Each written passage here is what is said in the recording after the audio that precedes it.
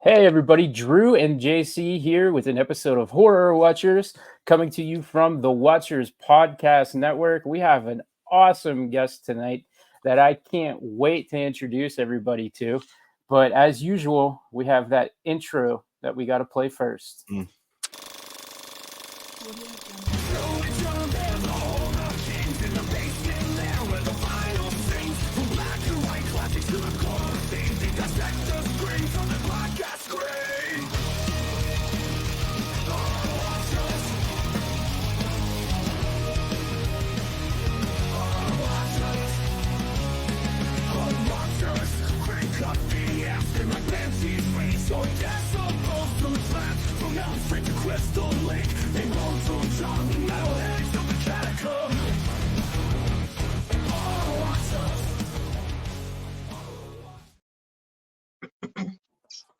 Hey, that's a Oh, new intro there for it Horror was Watchers.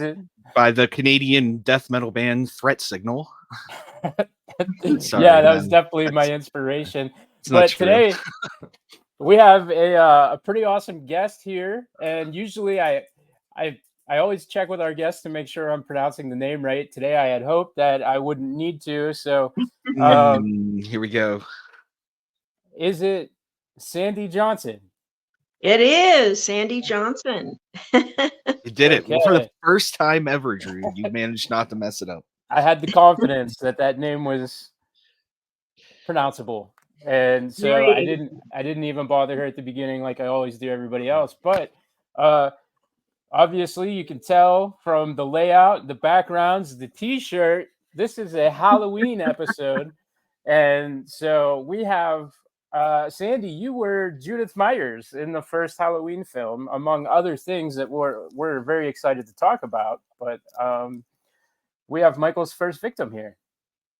You do. Yes, I was very honored to have been selected to be his sister and his first kill. So I'm very proud of that role and happy to be part of the Halloween franchise. It's an honor for sure. Um, as well as being a playmate for Playboy in 1974 and several other films. So I'm blessed. Yeah, very Yeah. cool. And then some of those other films, I believe, I hope I'm not mislabeling this because I have it on our banner. You were also in Pom Pom Girls, right? Nope.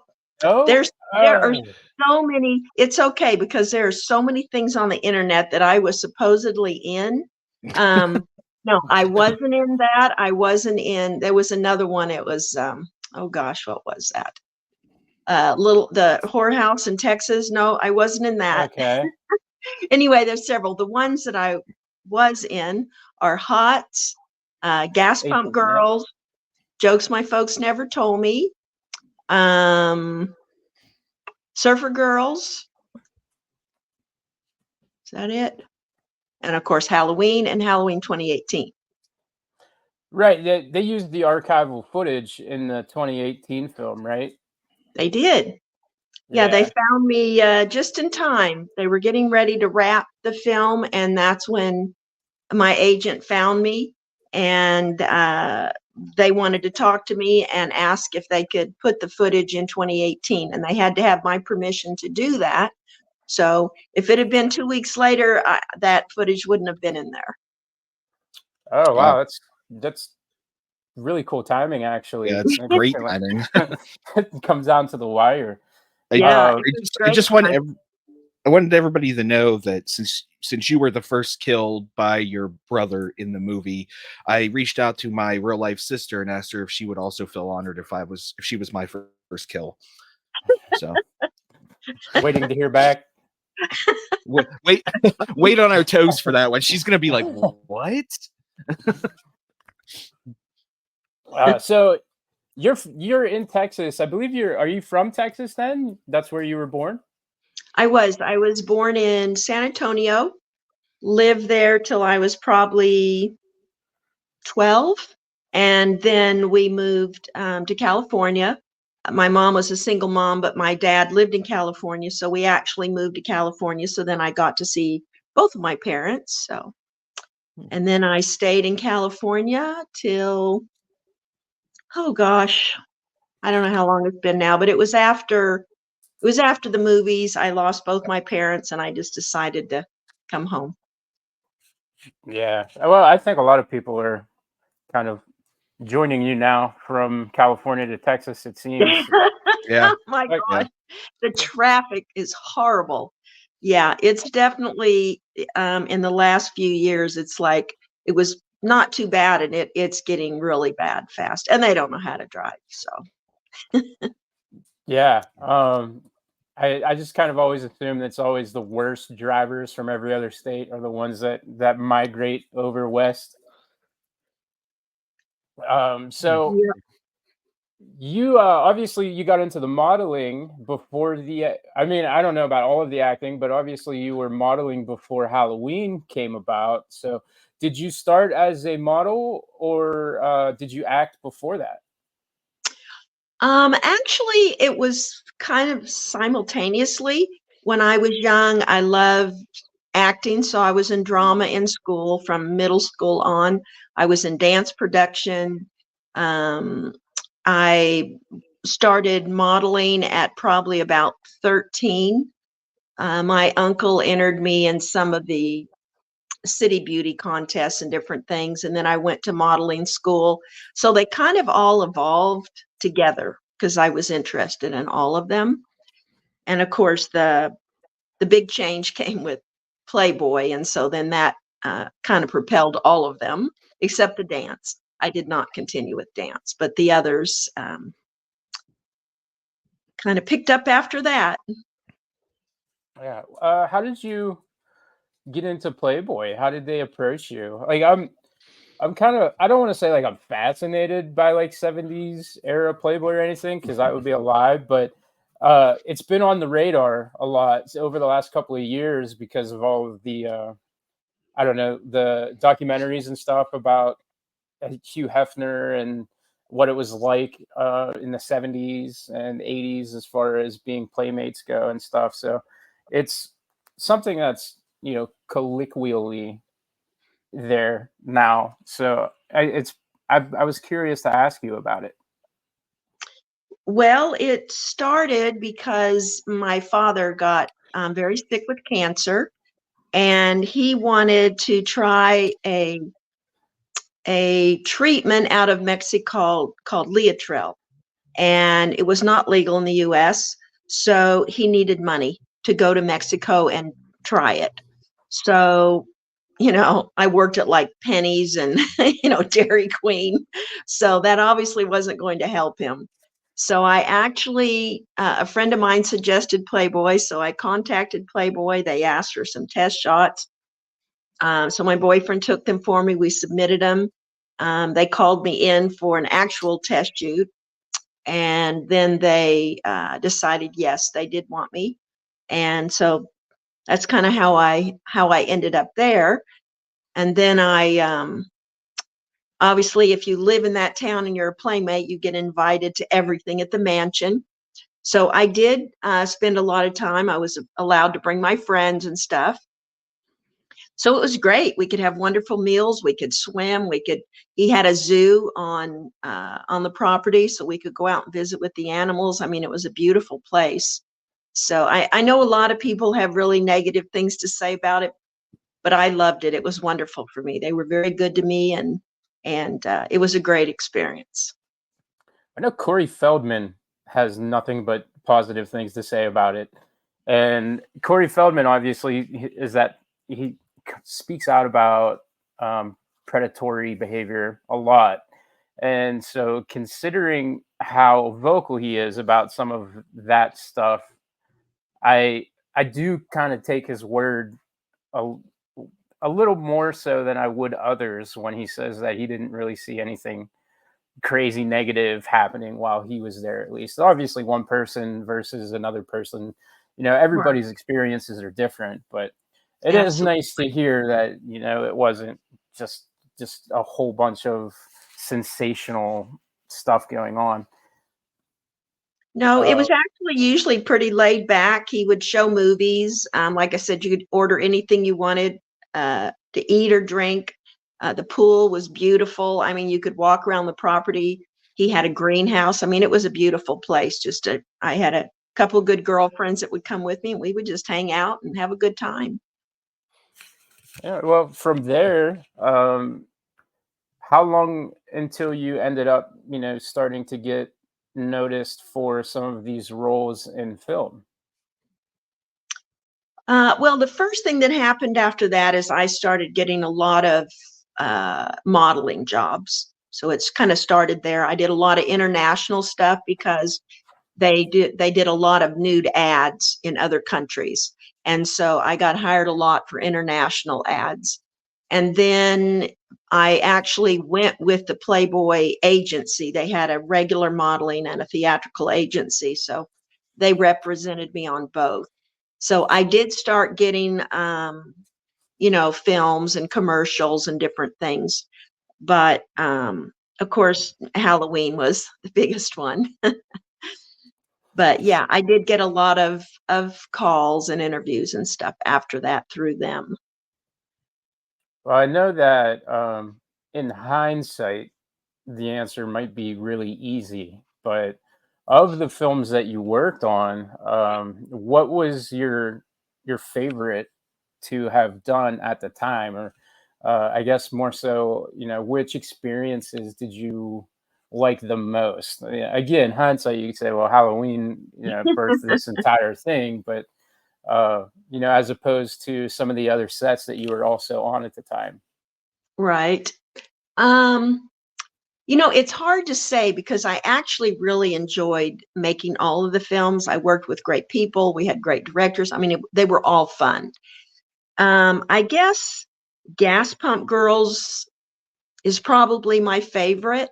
I had a very good role in it, and it was just a fun set. I mean, we were always out, trying to get the men to come to that gas station. So we had music blaring, we were dancing. I mean, it was just fun. Playing, beach ball and the whole thing was just a blast. We had a wonderful time on set. So probably just for the fun of it was probably Gas Pump Girls. Um, H.O.T.S was a lot of fun. Again, I had a good role. I was kind of a bitch in it, and I was, um, we were the kind of the smart aleck rich girls, and I, in our sorority, and then we were kind of against the ones who were just the regular girls. And so it was kind of a fun chance to kind of be someone who wasn't me. Okay. um Yeah. and Jokes my folks never told me was a chance for me to use my accent and be the southern girl in me, because I played the farmer's daughter. So again, that was kind of fun. But obviously, Halloween was a total switch. The others had all been comedies. So it was a total switch to do something that was very serious, of course. And it was a real switch in character from the opening scene on the couch, which is kind of fun and, silly and frivolous. And then it goes dark really quickly. So it goes from that. And then there's such a switch in the scene upstairs.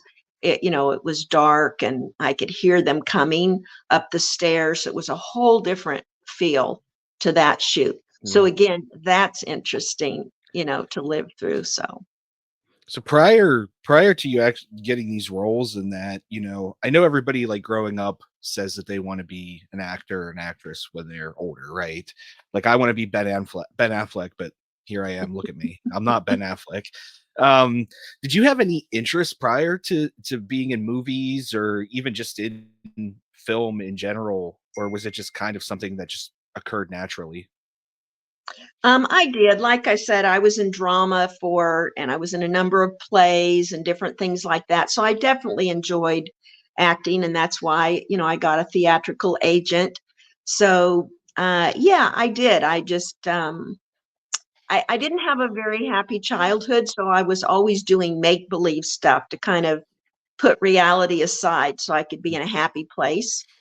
Yeah. So and that kind of continued for a long time. I lost my dad. My mother had mental illness. So there was a lot of stuff that a young person really shouldn't have to deal with. But, life gives you your life. So my way kind of dealing with it was dance and drama and just other things to get into and kind of forget what my life at home was like. I know I can speak for Drew in this, that we in our 30s are still playing make believe. Yeah. So that's what we're doing right now. But Right. no, but that's totally understand that. So I got to ask though. So prior to you being in these movies and that, what was your favorite film up until then? Did you have a favorite film growing up? Oh gosh. Of course, back then I loved anything, that had dance in it and stuff. So, of course, I loved the classics with Fred Astaire and all of that because there was Yeah. dancing. And then later on, of course, Dirty Dancing and anything that had dancing in it would definitely get my attention. Dancing and beaches because I Ah, also love the beach. yes. Well, that was a huge genre there for a little while in the 60s into the 70s, right? With all of the beach stuff. I mean, Elvis Right? even did a few. So Absolutely. Of course, yeah, yeah, I loved Elvis. I have a Elvis tattoo, actually. Yeah, I cool. do. Yeah, my grandma was super into Elvis and decorated her house in snowmen year round. So when she when she passed on, I drew a snowman Elvis. So I have a one of a kind Elvis as a snowman tattoo on my shoulder. How cool. Yeah, Yeah. my older sisters loved Elvis. And they were always pushing the twin beds of size and rock and rolling and all that stuff. So I grew up in the midst of that. So it would just be natural that I would also love it. Yeah. So you would have been kind of starting your career there at the around the end for Elvis, right? That was kind of 76-ish, if I'm not mistaken, when he passed away. Yeah, that Uh, sounds about right. Yeah, I remember being extremely sad. And that's, yeah, probably about somewhere in that time. yeah. I'm still blown away by some of his stuff. I just found out yesterday, actually, that he had a either a maid or a caretaker or the chef. I can't remember which one, but he bought them like six different cars and paid for their house and just all of this like exorbitant amount of money for a person who is essentially making like peanut butter sandwiches. But it was kind of nuts to hear that he appreciated that person that much that he had put so much money into him. Uh, Yeah, I think he did it for a lot of people. I think a waitress he did a bunch of stuff for because she needed it and he had it. So very generous man. Again, sorry, sad that he had his demons. That is sad because he was such a great talent. Yeah. Did you see the movie Elvis? I didn't watch the new one yet because the thing with these new biopics, like I always fear that they're not going to be very truthful. For whatever reason, like the last couple of years, I remember Walk Hard was pretty honest about Johnny Cash, but I feel like all of the ones since then have kind of become maybe a little too controlled for a narrative, so to speak. So it's on my radar, but Are we talking about the one that came out like 2 years ago? with Yes. Tom Hanks and Austin Butler. Yeah, I Yes. think I my thought it was really good. Yeah, yeah, I've yeah, Mhm. heard good things. yeah, It's also my mom liked it. My mom's also a huge Elvis fan because Yeah, I thought it was really good. I learned a lot. I learned a lot about how people used him, which is really sad. So I think there is a lot of factual stuff in it and things that I think maybe not everybody knows. So yeah, I think it's definitely worth a watch.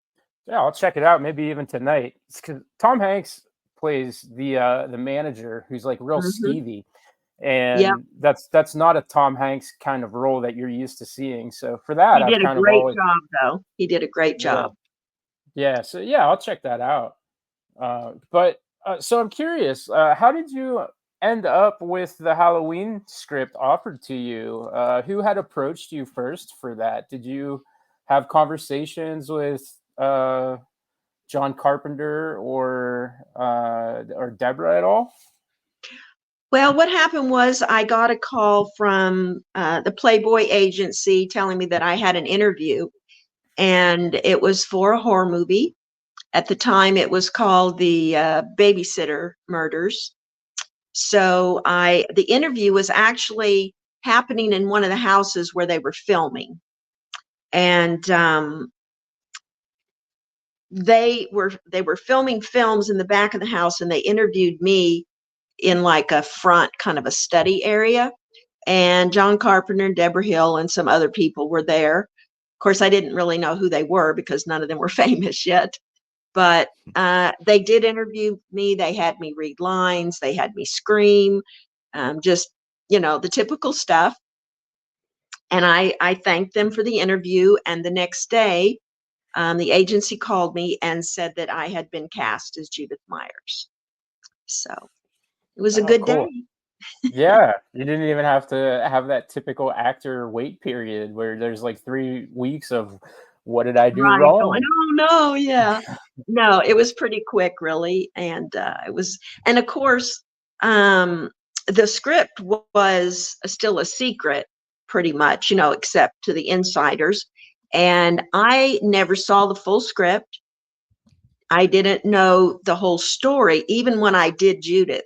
I had no idea that he was gonna grow up to be a mass murderer, any of that.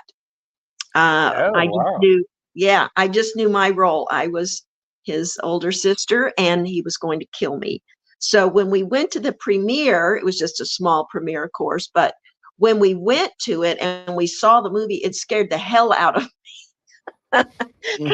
Wow. it was totally new. I didn't know what the story was, So it was exciting at the same time to see the whole movie, and not knowing the story, seeing it for the first time was different. Oh, that's impressive that they were that secretive even with you at the beginning. Yep. I didn't know that. Mm-mm. Of Uh, course, there wasn't a lot of time. We just shot one day, and they just give you, the sides for your role, and right. they didn't, they just don't sit and elaborate on the whole script here or anything. So I just said okay, and then when they invited me and I went, I just oh my god, this is such Yeah. a scary movie. Well, okay, so based on what you just said there about how scared you were when you saw the finished product, so if you had seen the script in full, would you still have uh, been willing to take part in the movie? Uh, Oh, absolutely. Yeah, yeah, my dad was a big horror fan. So from when I was young, and it was so outside his personality. I mean, he was very conservative from Oklahoma and all this stuff, but he loved horror movies. So, I mean, he took me to see the first movie I saw with him was The Blob, and Yeah. it was at a drive-in theater in Ardmore, Oklahoma, and it started pouring rain and hailing, and all I kept thinking was that that blob was gonna come through the thing where the speaker used to hang in a drive-in movie. I just kept looking right. at that crap thinking, "He's gonna get me." So that was my first memory of horror movies with my dad, but he took me to a lot of them. So I was used to it. I was just surprised, that it was so scary, and I'd never seen the script, so it just kinda halt hit me at once. Of course, I was in that one. Yeah.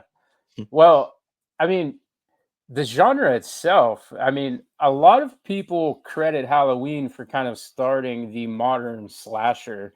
Now, I know Black Christmas obviously beat it to screens by just a hair, but even Black Christmas, I feel, is very nuanced and there's a lot left to the imagination and interpretation, and even doesn't give you a an actual answer to who the killer was in that film. Um, Halloween kind of comes from that completely different angle. You see right from the beginning, even as a child, here's a person who is using a butcher knife to murder his sister.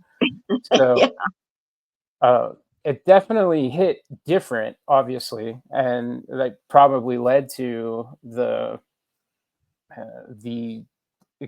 outpour of fandom and all of the other films. So I do. I think that's really cool that you were able to be in this film and then go see it and essentially see it unravel for the first time. And even as the person who is in that movie, the first victim, you were scared by the film. I think that speaks volumes to as to why it's been able to survive 40 45 years at this point, Yeah. as such an icon of cinema. It's Yeah, it's it's a definitely one of testament. my favorite films. I still find it um scary and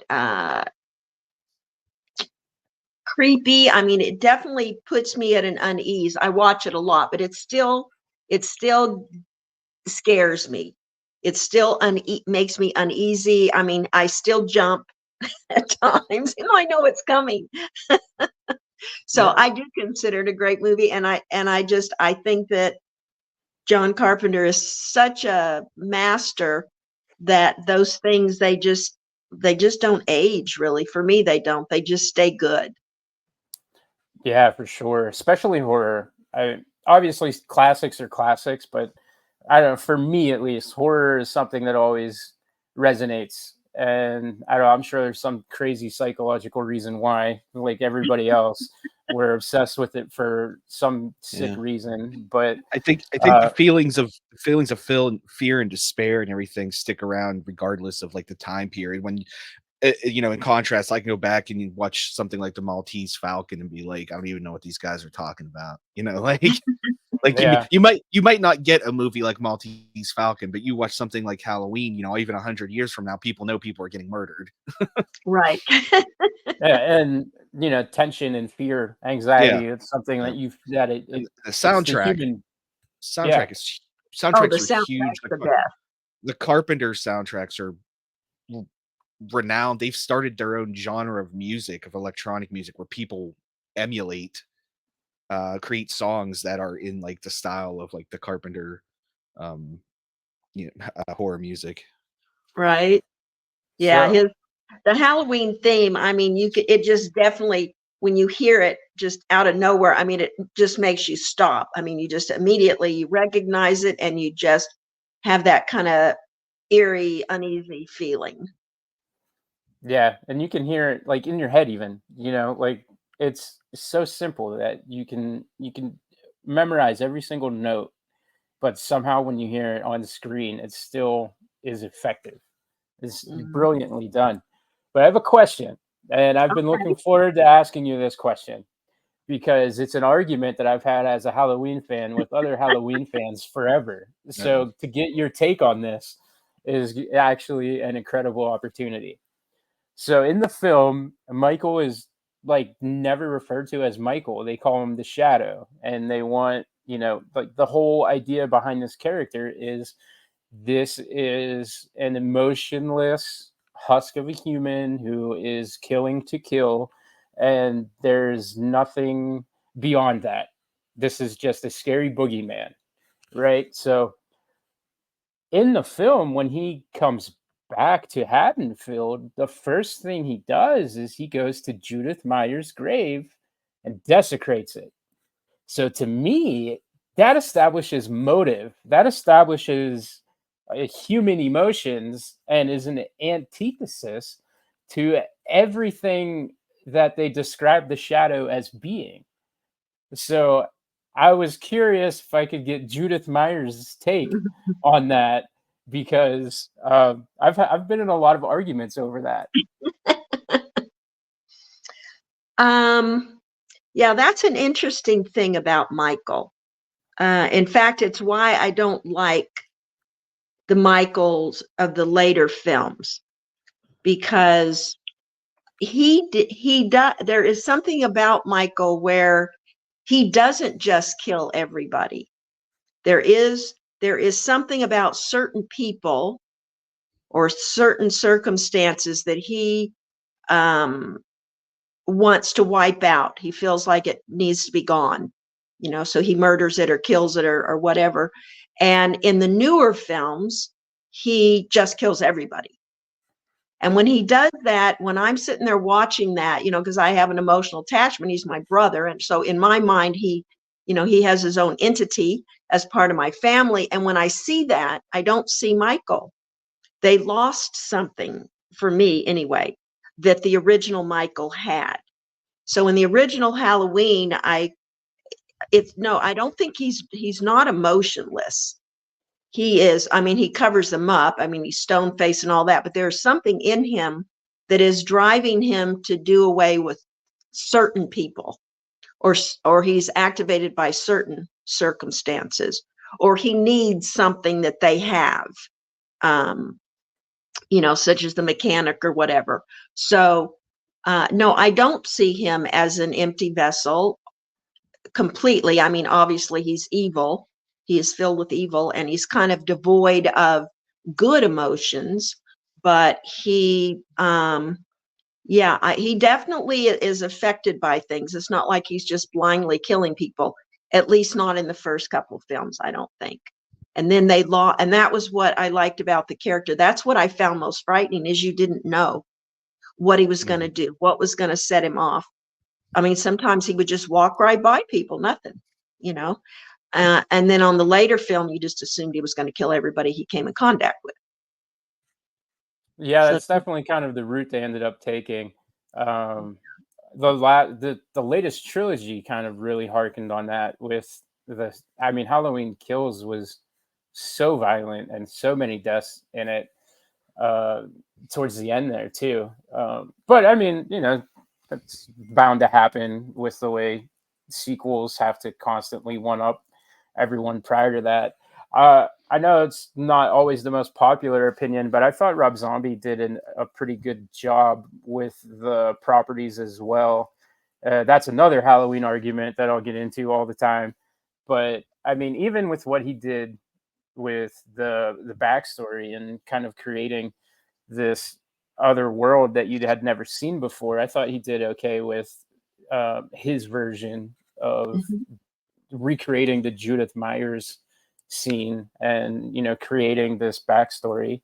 And then, once the remake part happens and we get past that, it's he follows the beats of the film, but it's just so brutal and intense that I thought, like, to this day, I'm a really big fan of the Rob Zombie ones, but the most recent three, I'm really divisive about it. Like, I can't really convince myself that I love them as a trilogy for some of the reasons that you had just said.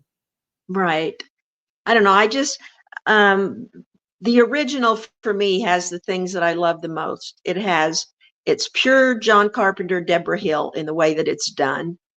It's a masterpiece with lighting and the staging. I don't know. It just has such great things. He doesn't need blood. He doesn't ever need blood to scare the hell out of you. He's Right. just a master in everything else.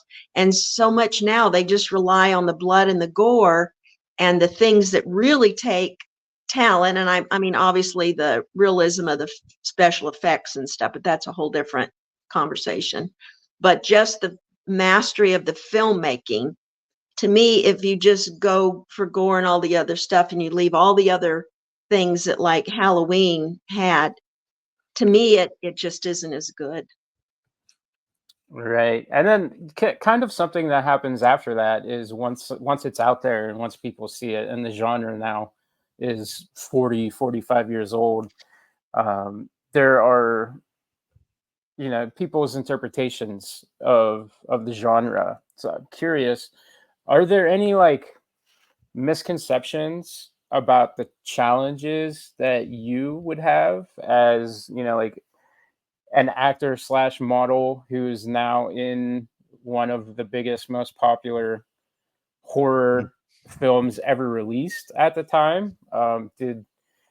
Did it positively affect your career, or did people kind of then hit you with that, oh, that's a horror movie girl label that kind of exists with a lot of actresses who have come through the slashers? Right. Well, my story was different because um, Halloween was, I think, maybe my next to last film. And then I got divorced. I moved. Well, I no, first I got married, and my parents I had just lost both my parents. So I was very close to both of them. So I lost them both to cancer just a few years apart. And I was just devastated. I mean, it just sucked. I was early 20s and both of my parents are dead. So I Yeah. actually got married. I moved to Oregon. Um, it didn't last. I loved him very much, but he was immature, much more immature than I was. And so we ended up getting divorced. I moved back to Texas and I lived in the country for a while with one of my sisters and her husband. And I went to school, became a teacher, and I just lived a whole another life. So I just left all of that behind. And it wasn't until, 5 years ago, 5.5 years ago, that my agent found me and changed all of that. So now, I mean, it's a good thing that I was in Halloween because my interest in acting has returned, and I do get a lot of interest from directors, yes, from horror films, who are interested in using me, for different films. But the truth is, I don't live close enough to a big studio to be in other kinds of films anyway. I have no interest in living in either Dallas, Austin, or LA. They can keep all Yeah. of those. So the answer is yes, it has been a good thing. So I filmed Executioner last year. It was a wonderful experience. It was my first time on a set in 40, probably 43 years or so, and I had a blast. It was wonderful. So if it hadn't been for Halloween, that wouldn't be possible because I really can't do regular interviews. They just have to want me for who I am. So because I live in the country, I know I don't want to do all Yeah. that stuff. So it's a blessing, yes, to have been in all those films actually. Yeah, right on. That's great that it had that lasting positive impact. When you had stepped away from acting, is it true that you have a PhD? I do. Yeah, Yes, what? I went, I taught kindergarten through 12th grade, different ages at different times. And I loved middle school the best. So I taught it for the longest at a private school. I just love those kids. In a private school, I had a lot more freedoms than I would have had in a middle school. Because I had a science background, I wrote most of the science curriculum for the whole school. So I loved that. Then I taught online college for a while, environmental science. And then I decided to go back and get my PhD. No one in my family had ever had a degree of any kind, and I just wanted to take it all the way. So I took it all the way up and got my PhD, and it felt really good to make a change for the family line.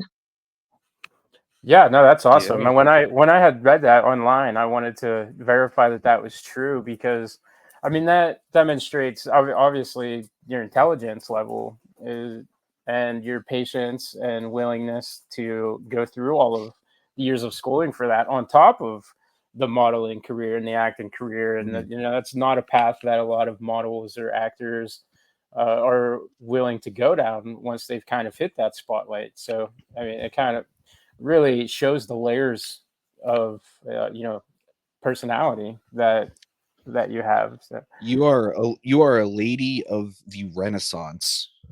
A Renaissance woman, right? Uh, well, I'll Did tell you? you, getting a PhD was well, getting all of my education really was a really good thing because I I mean my dad was certainly not unintelligent, nor my mother, but I mean he just finished high school. I think she went to the ninth grade, so I wasn't really surrounded by highly intelligent people in that way. You know, to educate me on those levels. And my mother was a nomad. She moved everywhere. So I was never in any school long enough. I mean, history was the worst for me because you would be in one state and they'd be teaching Texas history. And our next move, we were like world, you know, it was all over the place. I had no idea how things went together. So going to college put all the pieces together for me. So that was the good thing for me was learning history and about people and about wars and you know my psychology classes and my physiology classes, learning about the body, all of this stuff that some people are lucky enough to have people in the family, you know, that watch TV with them and watch those things. I mean, my mother watched soap operas, so I wasn't introduced to those things. So I was very grateful for my education to kind of fill in all of that stuff that I had missed and put it together for me. And it definitely enriched my life. Did you ever have any students put it together that I you were was, that's what that I you was were going to ask you. that you were in Halloween? Nope. In fact, most of my friends and some of my family do not know to this day. Um, I have a few friends that know, and other family members do not know. Many of them do because they were, you know, around then. But yeah, a lot of people I don't tell, and just for my own safety, it's just best that not everybody local knows. If I was a student and I found out that one of my teachers was in Halloween, I would probably lose all focus and just want to talk about that the whole time. What he really wants to say is he would have stalked you. Yes, Yeah, probably. Well, well, you know, maybe. the thing is, in Texas, you have to be careful. I don't know as much now, Sure. but Deborah Voorhees, of course, was a Texas teacher, and she was fired whenever a student discovered that she had been in Friday the 13th. And I did fear that because I really loved my job and I loved the kids, and getting fired would have not been good for me. So you did have to be careful. If they knew that I was in Playboy or whatever, I'm sure they probably would have let me go, especially in a private school. Although she was in a public school and they did it. So Okay. You'd think that maybe a private school might be a little safer with that as far as job security goes. But I mean, I'm on the outside. I don't really know anything. right.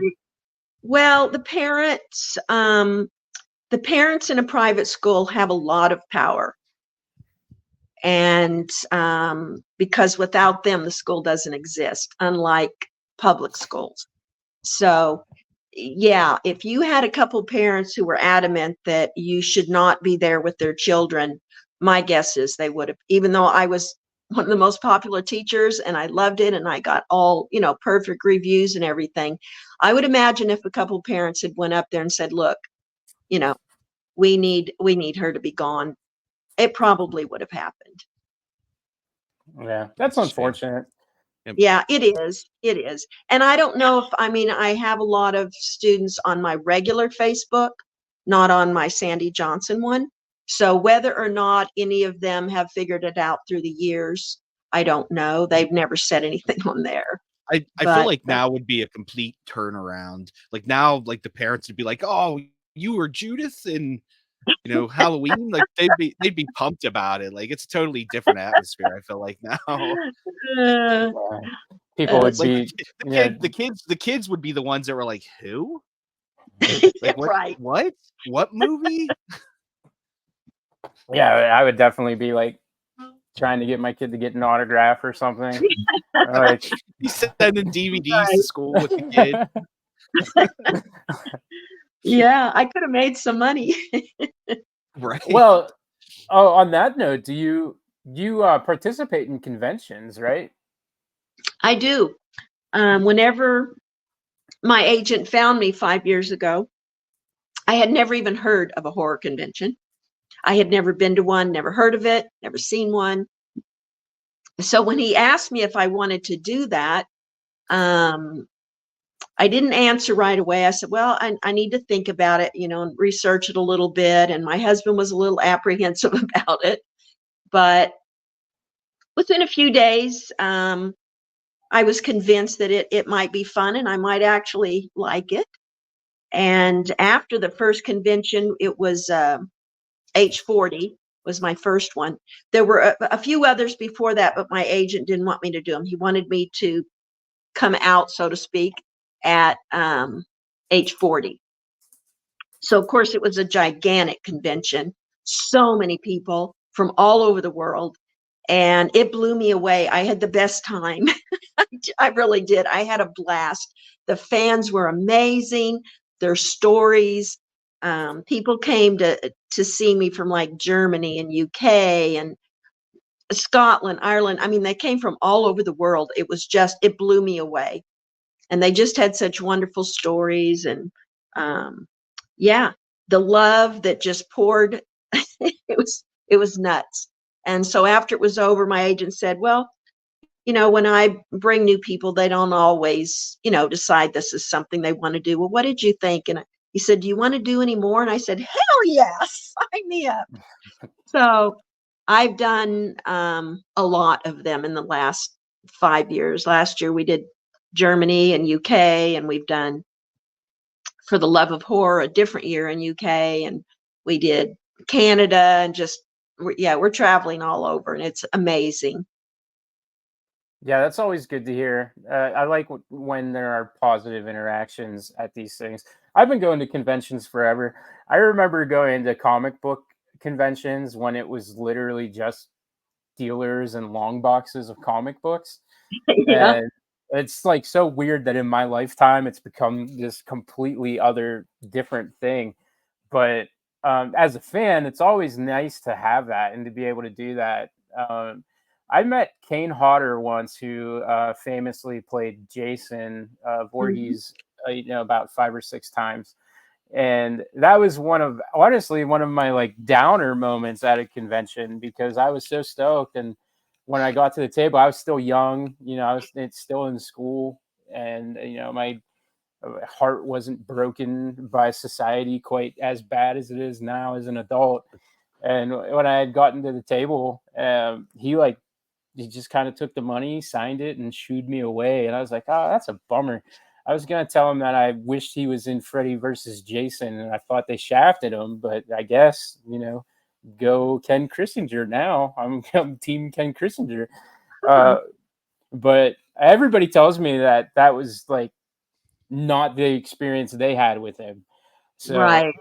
yeah, like everybody always talks about how he's such like this welcoming person. So I don't know if it was just a bad day or it Huh. was he may have Probably been new to you. conventions at the time too. Yeah, You probably and just I stood there and stared at him. clearly I'm just an abrasive, awful person who would ever want to. Yeah, my guess, I actually haven't met him, but I know a lot of people who know him very well, and I've had a lot of fans talk to me about him, and I would say 99% of it has been very positive. They told me great stories about different things that happened and how he stayed really late at night, long after he could have just left, to visit with people and sign stuff. And so I've heard a lot of good stories about him. So I don't know, if you get a chance, you might try it again because it was a bad day. Because Yeah, I yeah, heard only good things about him. yeah. But from that other side, like the fan perspective of being part of these things, uh, I it is one of these things where people will take that forever. Good Yes. experience, bad experience, whatever it is.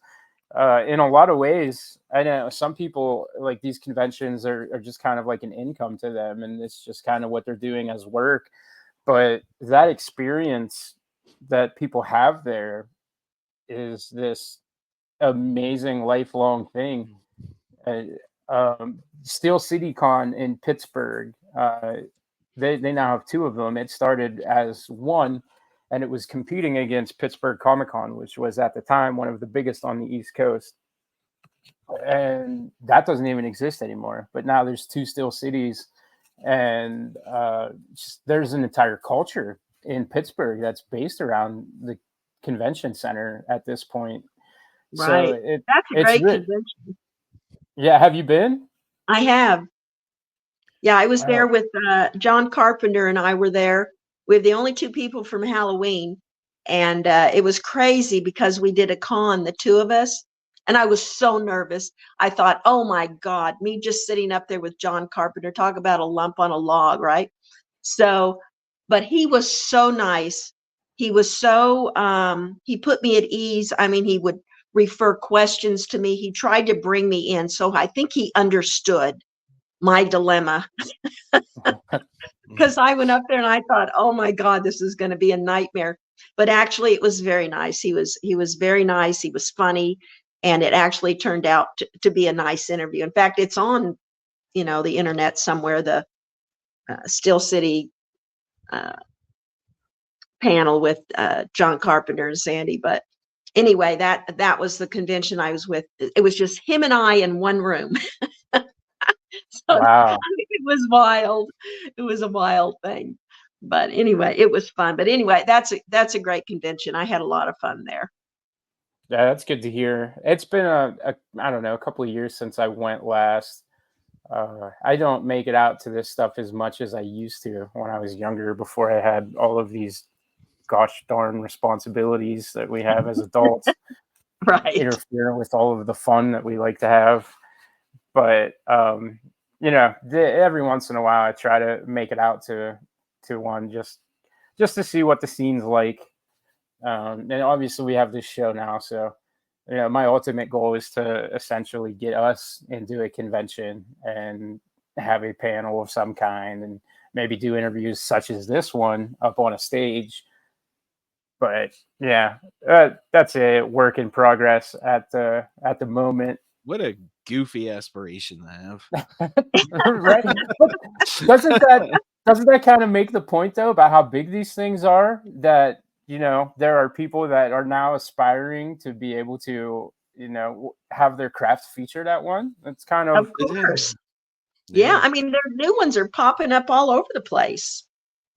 And there's one in Mesquite, Texas. It's actually a haunters convention, but several years ago, it was like their second one or something. They asked me to come, and I did signings and stuff. It was a very small convention.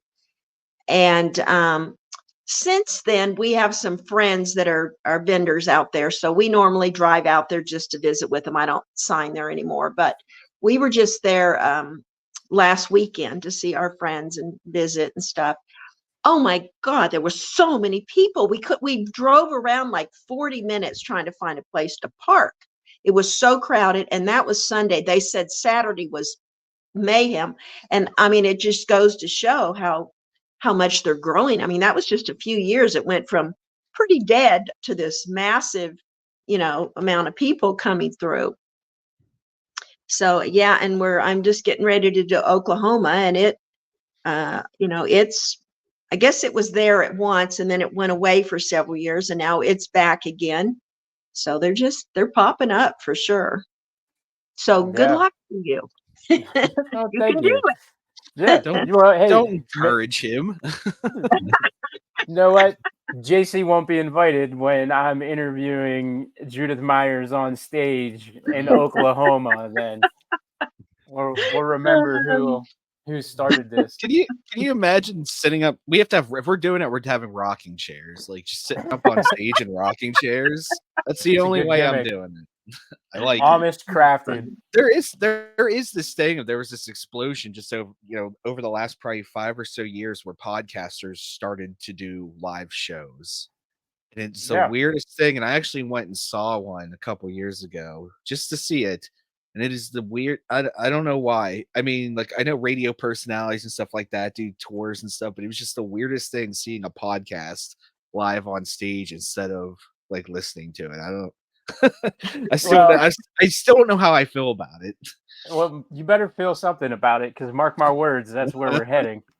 Oh, But you've already volunteered Sandy as the first guest. So.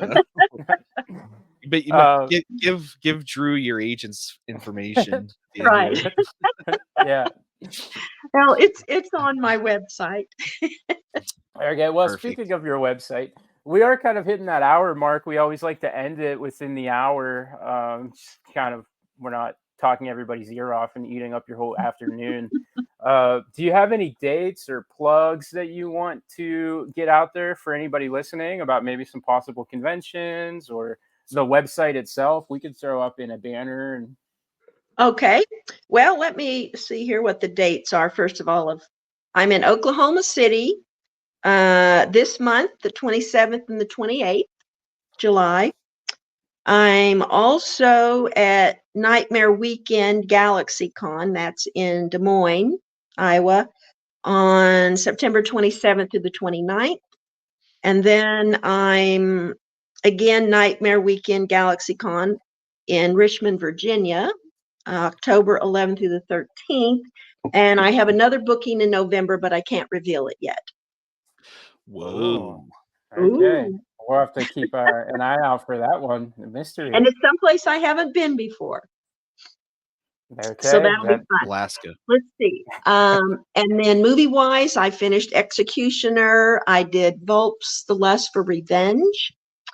I've got the one I'm most excited about coming up, and I did Pareidolia, which is doing really well out of UK also.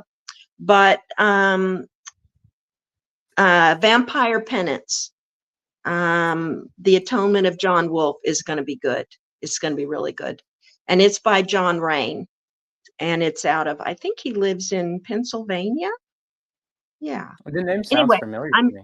I'm excited about that one. And I think I'll be filming it in a few months. I play a hotel clerk, and I am the caretaker of one of the vampires. Ooh. Very cool. So, and it's a cool role. I like it. It's a cool role. So that's what's going on there. And then on my website, I have, which is www.unicornsandyj.com. Unicorn, because when my agent found me, he said I was his unicorn, his magical mythical creature. Weird thing to say, but okay. So long to find me. Anyway, I have tons of pictures that people can order that I'll sign. They can send me posters, merchandise, whatever, and I'll get it back to them. But most importantly on there, I did some collectibles strictly for Judith Myers. One of them is I have a hairbrush that I splatter with blood and autograph.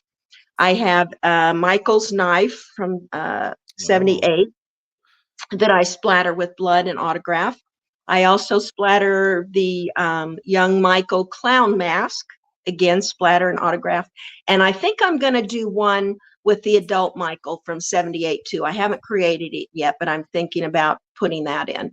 But anyway, it's a lot of fun, and they can pretty much only get it from me because I created it.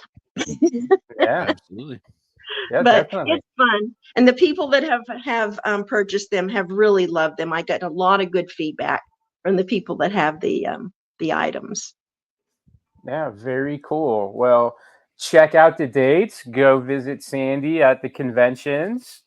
She said how much fun she has interacting with fans, so support her in that way. Or go ahead and order all of these really unique items that you can only get from the website. We've thrown the banner up on our video, and we will include the links in our notes when we post the audio version of the show. Sandy, I am thrilled to have had this conversation with you. I He's been appreciate talking it about it for weeks. very much. Thank you. Legitimately, he has been.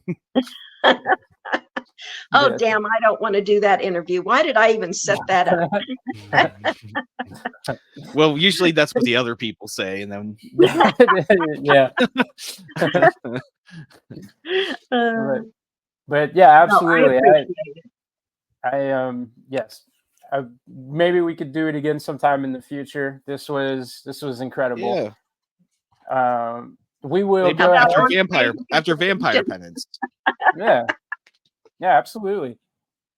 But we can go ahead and we can let you go. And I'm scrolling here trying to find my outro. I can't seem to find it because I have There's like 1,000 of 50 them. songs and Yeah. Okay. outros. Crisis averted. The outro has been found. We're going to go ahead and play this. Everybody, check out all of Sandy's links. Don't forget that the Watchers are funding a film of our own right now on Indiegogo. You can always check out our links there. Thank you for your support. I thank you for listening.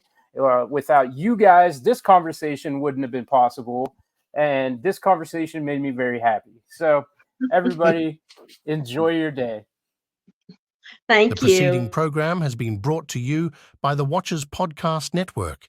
If you enjoyed the show, please like, subscribe, and share with your friends to help grow our network. Check us out on all social media platforms, YouTube, and wherever you get your podcasts. And until next time, thanks for your support.